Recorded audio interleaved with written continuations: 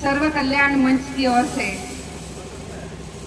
जो यहाँ पर इतना शानदार कार्यक्रम हो रहा है, इसके लिए इस मंच पर उपस्थित Haryana state commission for women की चेयरपर्सन श्रीमती रेणु भाटिया जी,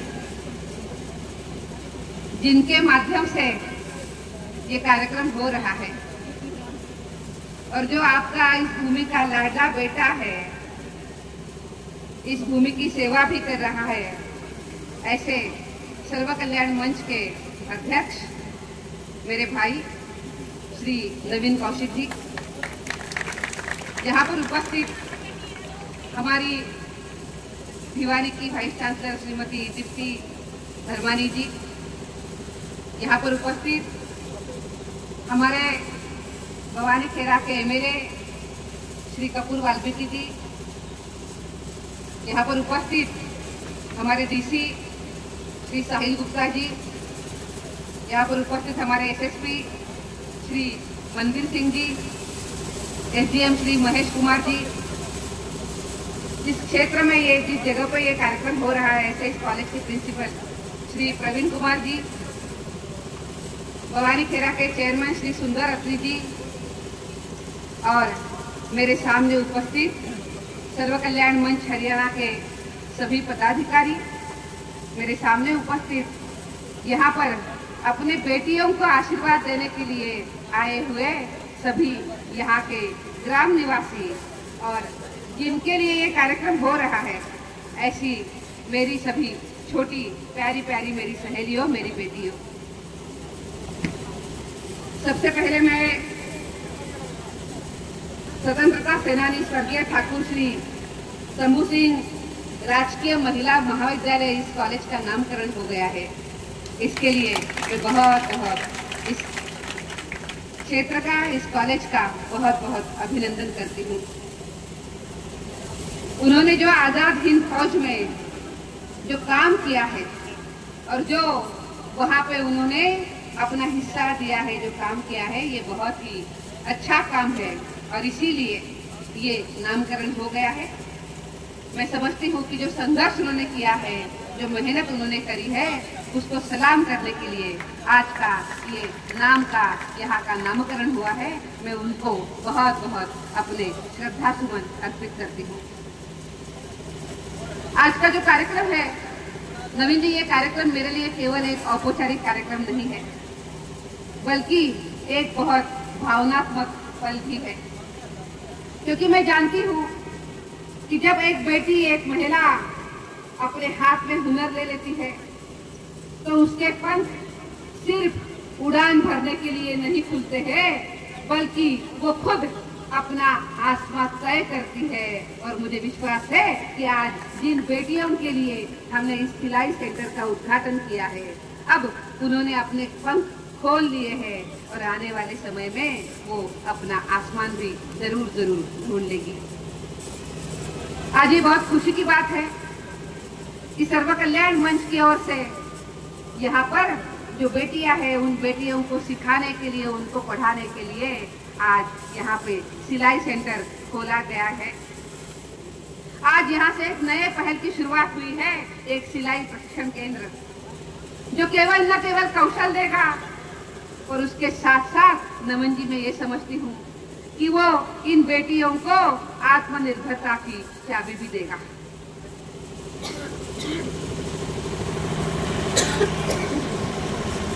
कभी कभी लोग कहते हैं कि अरे सिलाई का क्या महत्व है, ये तो बस कपड़े सिलने का काम है। और मैं कहती हूँ कि नहीं, ये सिर्फ कपड़े सिलने का काम नहीं है, तो अपने सपनों को सिलने का काम हमारी ये बेटियां करने वाली है। ये एक ऐसा हुनर है, न किसी बड़ी पूंजी निवेश पर निर्भर है, न किसी बड़ी इमारत पर निर्भर है, और न कई महंगे उपकरण के साथ ये निर्भर है। यही जो हुनर आज नवीन जी यहाँ पे दे रहे हैं, ये हुनर महिलाओं को आर्थिक आजादी देने वाला है, अपने घर को चलाने के लिए बहुत बड़ी मदद करने वाला है। मैं उन ग्रामीण क्षेत्र की लाखों लाखों महिलाओं के लिए एक बात कहूंगी कि जिनके पास प्रतिभा है, लेकिन उनको अवसर नहीं मिलता। ये अवसर आज सर्व कल्याण मंच ने आपको दिया है। हमारी बेटियां कॉलेज तक तो आती है, डिग्री पाती है, लेकिन आर्थिक स्वतंत्रता पाने के लिए वो रास्ता नहीं ढूंढ पाती है। ये सभी रास्ता आपको सर्व कल्याण मंच ने दिया है। मैं आपका सभी का बहुत बहुत अभिनंदन करती हूँ। आपको ये जरूर कहूंगी कि एक महिला की आर्थिक स्वतंत्रता का मतलब सिर्फ कमाई नहीं होती है, तो उसके साथ साथ बच्चों की अच्छी शिक्षा, परिवार की आर्थिक मजबूती और समाज में उनकी आवाज का बुलंद होना भी होता है। मुझे विश्वास है कि आपको ये सब कुछ यहाँ पे मिल जाएगा।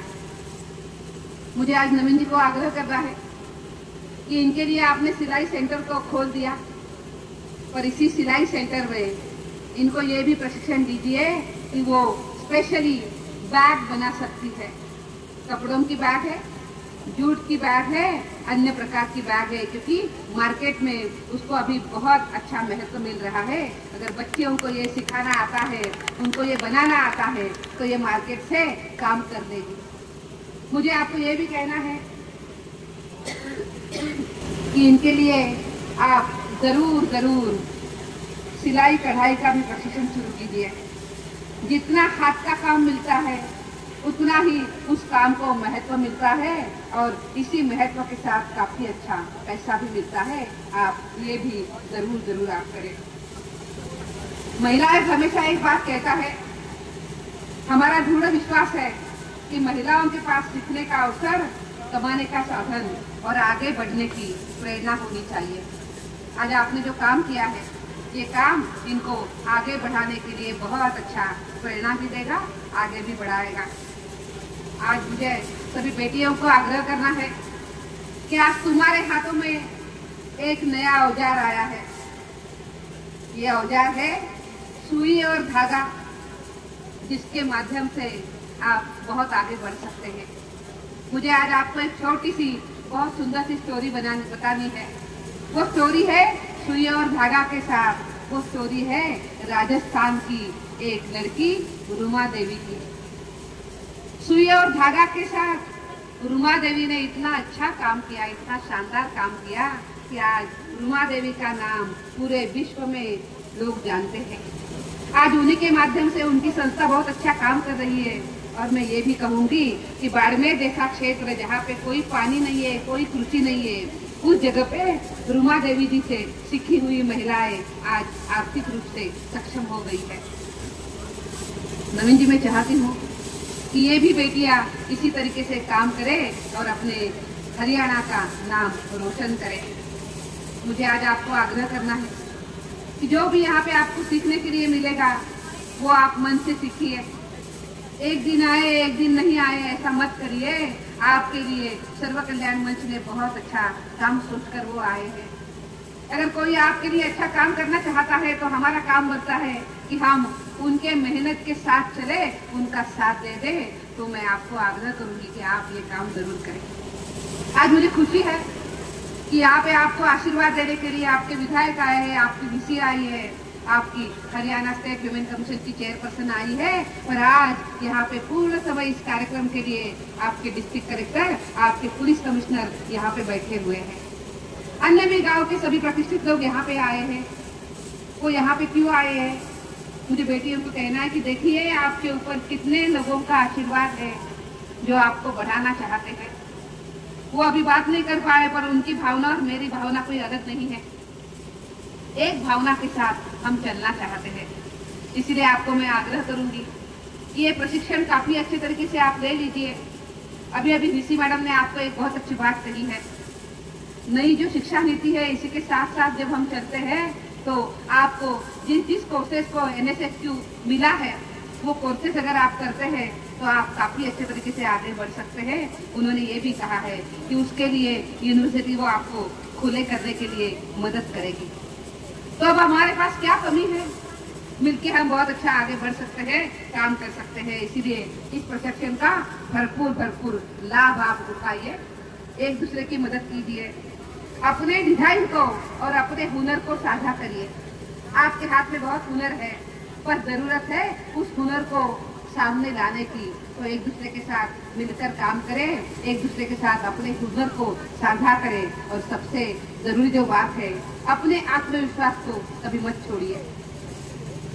मुझे आपको ये कहते हुए बड़ा अच्छा लग रहा है कि देश के यशस्वी प्रधानमंत्री आदरणीय नरेंद्र भाई मोदी जी ने हमारे देश के युवाओं को आगे बढ़ाने के लिए बहुत अच्छा स्किलिंग का काम शुरू किया है और स्किल डेवलपमेंट के माध्यम से आज चाहे युवा हो या युवती हो, इनको काफी अच्छे तरीके से मदद मिलती है।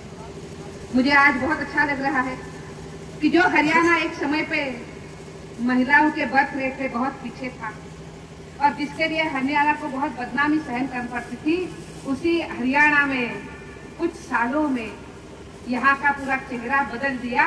बहुत सकारात्मक तरीके से यहाँ का बेटियों का सेक्स रेशो बढ़ गया। बेटी बचाओ बेटी पढ़ाओ का बहुत अच्छा अभियान यहाँ पे चला।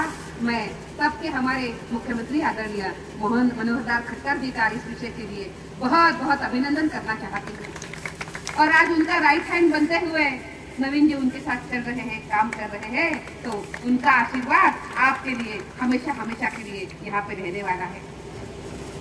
मुझे हरियाणा के वर्तमान हमारे मुख्यमंत्री श्री नायब सिंह सैनी जी का भी बहुत अभिनंदन करना है कि उन्होंने वही काम को अच्छे तरीके से आगे बढ़ाया, उन्होंने उसमें नवाचार लेकर आए और आज हरियाणा की बेटियां बहुत अच्छे तरीके से आगे बढ़ सकती है। जब हम बात करते हैं ओलंपिक की, जब हम बात करते हैं खेलों की, तो हमारे नजर के सामने हमारी हरियाणा की बेटियां आती है। बहुत गर्व के साथ हम कहते हैं कि अगर बेटी हो तो हरियाणा की हो, जो देश के लिए अच्छे तरीके से मेडल लेके आती है। पर जैसे हमने खेल में काम किया, वैसे ही मुझे मेरे बेटियों को कहना है कि हमें आत्मनिर्भर बनने के लिए भी काम करना है, अपने पैरों को खड़े होने के लिए भी काम करना है। और मुझे विश्वास है कि ये प्रशिक्षण केंद्र का उद्घाटन सिर्फ एक औपचारिक शुरुआत नहीं है, तो प्रत्यक्ष रूप में अच्छा काम करने के लिए हम आगे बढ़ने वाले हैं। यात्रा का ये एक कदम है जिसमें आप अपनी पहचान सिर्फ किसी की बेटी, किसी की बहू या पत्नी के रूप नहीं करेंगे, बल्कि एक आत्मनिर्भर बेटी के रूप में आप अपनी पहचान को लेकर आएंगे। मुझे आपको ये भी कहना है कि सुई की नोक छोटी हो सकती है, पर उससे बुना हुआ सपना बहुत बड़ा होता है, जो अपने परिवार को संभालता है, जो अपने घर की आर्थिक सशक्तता को आगे बढ़ता है। इसीलिए इसी सुई और धागे के साथ आप अपने परिवार के, अपने समाज के और अपने हरियाणा के और अपने देश के सपने आप जरूर जरूर पूरिए। इसके लिए मैं आप सभी को बहुत बहुत शुभकामनाएं देती हूँ। नवीन जी को, उनके टीम को और यहाँ बैठी हैं और हमारी राष्ट्रीय अध्यक्षा के सामने अगर जय घोष करेंगे जोरदार तो कितना मजा आएगा। बोलो भारत माता की, दोनों हाथ मुट्ठी भींचकर, भारत माता की, भारत माता की, वंदे वंदे वंदे। बहुत ही आदर और सम्मान के योग्य हमारी मार्गदर्शिका, हमारी बड़ी बहन तुल्य, देश के एक ऐसे यशस्वी पद पर हमारी ये बहन है आदरणीय विजया किशोर राहटकर जी, जिनके मार्गदर्शन में हमने पता नहीं कितने ही वर्षों में बेटियों की भलाई के लिए, समाज की भलाई के लिए, देश को मजबूत करने के लिए पता नहीं कितनी पाठशालाओं को हमने आयोजित किया और उसमें हमने सीख सीखी। यहाँ पर मौजूद वाइस चांसलर महोदया दीप्ति जी, यहाँ के यशस्वी एमएलए साहब वाल्मीकि जी, यहाँ के चेयरपर्सन अत्री जी, अन्य संस्थाओं से जुड़े हुए सभी लोग और इस जिले के कर्मठ 2 अफसरान डीसी साहब और एसपी साहब, मौजूद मेरे बहुत अजीज भाई नवीन कौशिक जी, जो हमेशा बेटियों को आगे कैसे बढ़ाया जाए, उनको मजबूत कैसे किया जाए, इसी कार्य में लगे रहते हैं। ऐसे छोटे भाई को प्यार वंदन। आज का ये दिन बहुत शुभ दिन है। भिवानी को आज का ये दिन एक तारीख के रूप में लिखना चाहिए, जिस दिन विजया ताई के हाथ से आज इस कॉलेज के नाम में परिवर्तन भी हुआ, हमारे ऐसे फ्रीडम फाइटर के नाम से रखा गया जिनको याद युगों तक यहाँ की धरती करेगी। इसके अतिरिक्त जो बेटियों को सौगात आज मिली, अभी आपको दीदी और बताने वाली हैं कि वो क्या क्या देकर जाएंगी इन बेटियों को, लेकिन मैं अपनी वाणी को छोटी बातों से विराम दूंगी कि जहां पर बेटियां विराजती हैं वहां देवताओं का वास होता है, ये हम सब जानते हैं। पर न जाने क्यों हम बेटियों के ऊपर फिर भी जुल्म ढाते हैं। यदि बेटियों के ऊपर जुल्म ना हो, बेटियों को कष्ट ना हो, तो क्या इन महिला थानों की, महिला आयोगों की आवश्यकता हो? मेरे ख्याल से नहीं। लेकिन क्योंकि हमारे समाज में इस तरह की कुरीतियों ने अपना स्थान बना लिया, जगह जगह कोई बात ना होते हुए भी बेटी को अपमानित किया जाता है। कितना विचित्र स्वभाव हो गया है हमारा कि नवरात्रों में बेटियों के पैरों का पूजन, उनके पांव छू के पूजन करना और आगे पीछे पूरे साल उनकी अस्मत से खेलना, ये एक पाप है और हमें इस पाप को ध्यान में रखते हुए सभी बेटियों को मजबूत करने के लिए आगे बढ़ना होगा। मैं यहाँ पर बैठी बेटियों को एक ही निवेदन करूंगी, जिस दिन आपने अपने को आईने में देखकर ये कह दिया कि मैं शेरनी हूँ, मैं मजबूत हूँ, मैं किसी से डरने वाली नहीं हूँ, कोई माई का लाल आपकी तरफ आंख उठाकर भी नहीं देख सकता। केवल इतना कहूंगी कि हर एक बेटी को अपने बेटे से आगे बढ़ाकर देखें। आज अगर आप वृद्धाश्रमों में संख्या गिनेंगे तो बेटों ने अपने माता पिता को घर से बाहर निकाला है, बेटियों ने उनको शरण दी है, उनका मान और सम्मान किया है। अपने दूध का कर्ज कहते हैं उतारना होता है, वो आज की तारीख में बेटियां उतार रही हैं। इसलिए मैं पुनः बेटियों को निवेदन करूंगी कि वो अपने आप को मजबूत कर इस कॉलेज से विद्या हासिल कर देश के किसी कोने में, दुनिया के किसी कोने में रहें, हरियाणा का नाम रोशन करें, भारत माँ का नाम रोशन करें। जय भारत, जय हिंद।